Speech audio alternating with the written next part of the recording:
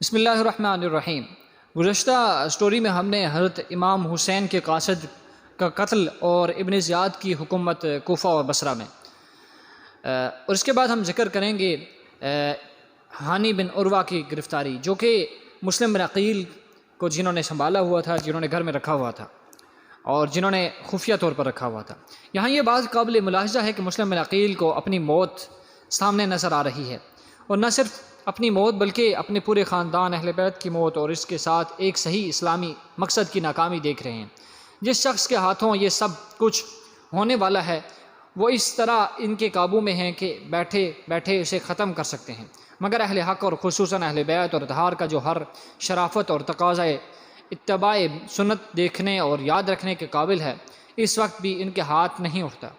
یہی اہل حق کی علامت ہے کہ وہ اپنی ہر حرکت و سکون اور ہر قدم پر سب سے پہلے یہ دیکھتے ہیں کہ اللہ تعالیٰ اور اس کے رسول اللہ صلی اللہ علیہ وسلم کے نزدیک ہمارا یہ قدم صحیح ہے یا نہیں، اور اگر کتاب و سنت سے یا تقاضۂ شرافت سے ان کی اجازت نظر نہیں آتی تو اپنا سب کچھ قربان کرنے اور مقصد کو نظر انداز کرنے کے لیے تیار ہو جاتے ہیں۔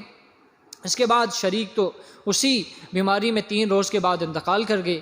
اب جس شخص کو ابن زیاد نے 3000 روپے دے کر مسلم بن عقیل کے پیچھے لگایا تھا، اور وہ مسلم بن عوجہ کے پاس برابر آمد و رفت رکھتا تھا، بالآخر ایک روز مسلم بن عوجہ نے اس کو مسلم بن عقیل سے ملا دیا، اور اس نے جا کر مسلم بن عقیل کے ہاتھ پر حضرت حسین کے لیے بیعت کی اور 3000 درہم ان کو دے دیے۔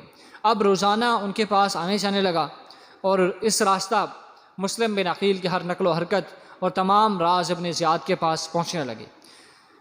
اب جب کہ ابن زیاد پر پوری طرح راز فاش ہو گیا اور معلوم ہو گیا کہ ہانی بن عروہ نے مسلم کو پناہ دے رکھی ہے، اور اس کو ہانی کی فکر ہوئی۔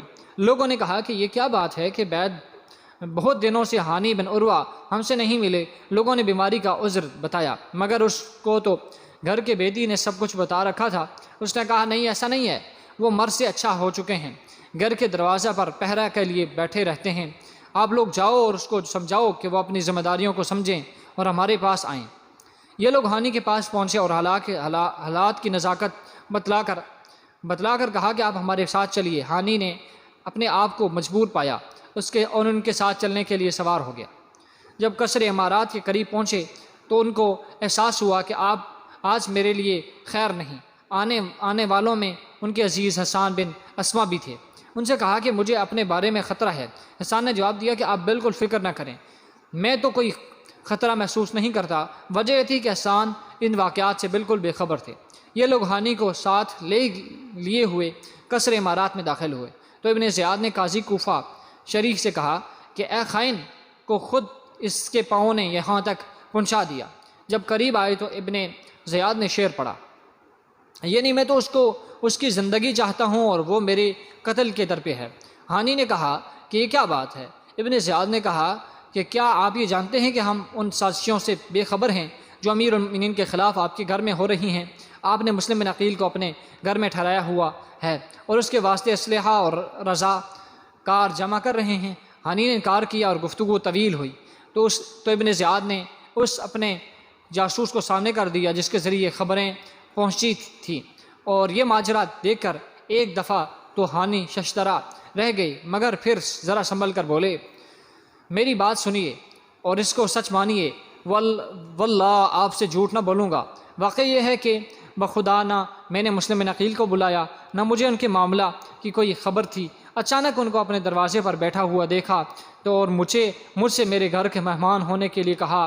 مجھے ان کی بات رد کرنے سے حیا مانے ہوئی اور اس کی وجہ سے مجھ پر بہت سی ذمہ داریاں عائد ہو گئیں۔ میں نے مجبور ہو کر اپنے گھر میں داخل کیا اور مہمان بنا لیا، اور اگر اب آپ مجھ پر اطمینان کریں تو اپنے گھر جاؤں اور ان کو اپنے گھر سے نکال دوں، آپ کے پاس آ جاؤں۔ ابن زیاد نے کہا کہ خدا کی قسم آپ مجھ سے اس وقت تک جدا نہیں ہو سکتے جب تک مسلم بن عقیل کو میرے سپرد نہ کر دے۔ ہانی نے کہا کہ میں ہرگز ایسا نہیں کر سکتا، اپنے مہمان کو تمہارے سپرد کر دوں اور تم اسے قتل کر دو۔ حاضر مجلس مسلم بن عمر باہلی نے ابن زیاد سے کہا کہ مجھے اجازت دیجیے، میں انہیں سمجھاتا ہوں۔ علیحدہ لے کے گئے اور کہا کہ کیوں اپنے آپ کو کرتے ہو مسلم کو ان کے سپرد کر دو، یہ لوگ سب آپس میں بھائی بھائی ہیں، ایک دوسرے سے نمٹ لیں گے، قتل نہ کریں گے اور نہ کوئی نقصان پہنچائیں گے۔ اس معاملے میں نہ آپ کی کوئی رسوائی ہے نہ آر ہے۔ ہانی نے کہا کہ اس سے زیادہ کیا رسوائی ہو سکتی ہے کہ میں اپنے مہمان کو اس کے دشمن کے حوالے کر دوں؟ بخدا اگر کوئی میرا مددگار بھی نہ ہوتا، میں تنہا ہوتا جب بھی اپنے مہمان کو اپنی زندگی میں اس کے سپرد نہ کرتا۔ جب ہانی کو یہ پختگی دیکھی تو ابن زیاد اور اس کے مصاحب خاص مہران نے ہانی کے ہاں پکڑ کر ان کو مارنا شروع کر دیا، یہاں تک کہ ان کے ناک اور منہ سے خون بہنے لگا، اور کہا کہ اب بھی تم مسلم کو ہمارے حوالے کر دو ورنہ تمہیں قتل کر دیں گے۔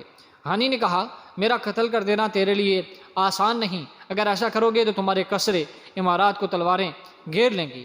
اس پر ابن زیاد اور بڑا فروختہ ہوا اور مار پیٹ شروع کر دی۔ اسما بن خارجہ جو ہانی کو گھر سے بلا کر لائے تھے اور ان کو اطمینان دلایا تھا، آپ کوئی فکر نہ کریں، وہ اس وقت کھڑے ہوئے اور سختی سے ابن زیاد کو کہا کہ اے غدار، تو نے ہمیں ایک شخص کو لانے کے لیے کہا، جب ہی اسی لے آئے تو نے ان کا یہ حال کر دیا۔ اس پر ابن زیاد نے ہاتھ روکا۔ ادھر شہر میں یہ مشہور ہو گیا کہ ہانی بن عروہ قتل کر دیے گئے ہیں۔ جب یہ خبر عمر بن حجاج کو پہنچی تو وہ قبیلہ مرجج کے بہت سے نوجوانوں کو ساتھ لے کر موقع پر پہنچے اور ابن زیاد کے مکان کا محاصرہ کر لیا۔ اب تو ابن زیاد کو فکر پڑ گئی کہ قاضی شریک کو کہا کہ آپ باہر جا کر لوگوں کو بتلائیں کہ ہانی بن عروہ صحیح سالم ہیں، قتل نہیں کیے گئے، میں خود ان کو دیکھ کر آیا ہوں، اور شریک کے ساتھ اپنا آدمی بطور جاسوس لگا دیا کہ ابن زیاد کے کہنے کے خلاف کوئی بات نہ کرے۔ قاضی شریک کا یہ قول سن کر عمر بن حجاج نے اپنے ساتھیوں سے کہہ دیا کہ اب اطمینان سے تم واپس چلے جاؤ۔ ہانی بن عروہ کے متعلق شہادت کی خبر اور اس کے خلاف قبیلہ مرجج کے ہنگامہ، ابن زیاد کی کسر اور محاصرہ کی اطلاع جب مسلم بن عقیل کو ملی تو وہ بھی مقابلہ کے لیے تیار ہو کر نکلے۔ جب 18,000 مسلمانوں نے ان کے ہاتھ پر بیعت کی تھی، ان کو جمع کیا، 4,000 آدمی جمع ہو گئے اور جمع ہوتے جا رہے تھے۔ یہ لشکر ابن زیاد کی کسر امارات کی طرف بڑھا تو ابن زیاد نے کسر کے دروازوں کو مقصل کر دیا اور مسلم اور ان کے ساتھیوں نے کسرہ کا محاصرہ کر لیا۔ مسجد اور بازار اور ان لوگوں سے بھر گیا جو ابن زیاد کے مقابلہ پر آئے تھے، اور شام تک اس میں اضافہ ہوتا رہا۔